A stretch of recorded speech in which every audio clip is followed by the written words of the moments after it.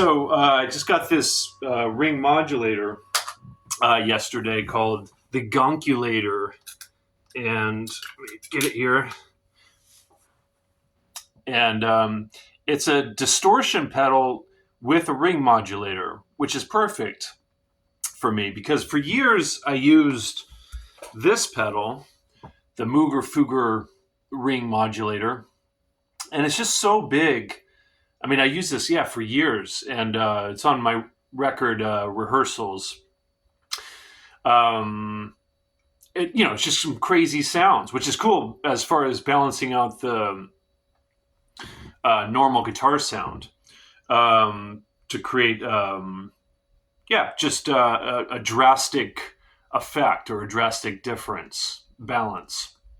Anyways, I mean, because most of the time in my musical life as an artist, I've played mostly guitar, bass, and drums, and it's just nice for an hour and a half gig to not just have clean and distorted guitar sounds, to have something else kind of going on. But so this thing, it's just so big. It controls the volume of the guitar, which I don't like. It needs its own adapter. The connections are on the top here, which just makes it less in a row with the signal chain. Anyway, so I wanted to get something, just more to my preference. And I saw that Sweetwater carried this ring mod, and it's perfect as far as the size. And also with the Mooger Fugger, every time I used it, I would click on the overdrive or the distortion pedal because I preferred that combination. But this has both in one, so it's perfect. It doesn't have a couple of the sounds I liked in the Mooger Fugger, but it's got some different sounds in it as well. So similar sounds, but also some different sounds. So I'm digging it. So there's basically there's the gain, the distortion, the output, and then the frequency and how much you put on the ring. I should have mentioned, this isn't a review, so I'm not going to go through all the different settings and everything. I'm just going to kind of share what I like about it so far and the settings I like to use. Let me hook it back up and just kind of talk about it a little bit more, play with it. I have been digging it with the phaser and some delay. So here is, I turn it up just a little bit.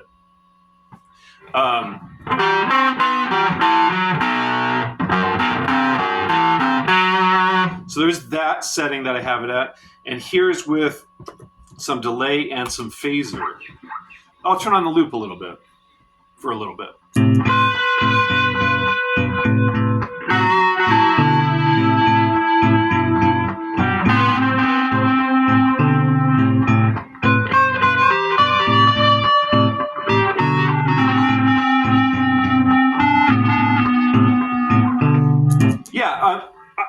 I sometimes in my head imagine when doing that combination there, these video games from the 90s, maybe some of you aren't familiar with them because I'm not really familiar with modern video games, but the video games I played as a kid, some of them were out of this world. One of the games that I played was actually called Out of This World. These kind of fantasy worlds or these alternate universes, sci-fi kind of stuff. I kind of imagine that when I go for this. And so it's just so different from how I would normally play. However, at the front there, I was playing a little bit more how I would normally play, kind of linear stuff, kind of the faster stuff, rhythmic stuff. But this is just another kind of aspect to it that I'm digging. So that's with the phaser and some delay. And so here's kind of the main setting I'm going for. And then here's a little bit more frequency.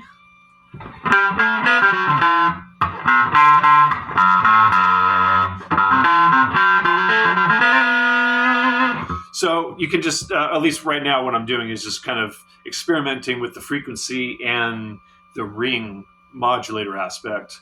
I'm not really playing with the distortion, the gain, or the output. I feel like I have them kind of where I want them, just kind of in the middle. Yeah, so it's a really fun pedal, and I'm sure there's some people that are listening to this. I would imagine, anyways. Like, why the hell would you use such a ridiculous sound? But I mean, people have been saying that for years about the evolution of music. Why would you use an electric guitar? When the electric guitar hit in the 1930s, there were people, you know, screaming about that, this crazy electric guitar sound, and then especially when Hendrix hit with all his different effects that he would use, so I'm sure there's guitar players that are using this. I'm not aware of any though, so I'm kind of excited about that. Whereas the big Rugerfurter ring modulator, I was aware of at least one or two guitar players that used it, which actually inspired me to get it. And sometimes when I would play with it, it reminded me of those guitar players, or maybe this one particular guitar player. I mean, I know like John McLaughlin used it in Mahavishnu Orchestra a little bit when he did like guitar and drum duo. Trying to think of the name of that record. Visions of the Emerald Beyond. He does it on there, and he did it live sometimes. So sometimes I would use the ring modulator to be reminded of him and some other guitar players. Whereas this, I'm not reminded of anybody. So I like that, because if you're trying to develop your own thing, it can be good to not have external references that you're being influenced by. Yeah, so I thought I would just share that. I could talk forever about it and what I'm kind of doing with it, but there's a little taste about it, or a taste of what I'm doing with it. Really fun. And yeah, because most of the time when I'm playing, it's going to be clean or with some overdrive, and then maybe some delay. And I've also got some chorus and delay. Yeah, maybe I'll do another video where I kind of get into the various ways that I'm using these pedals. I'll do that.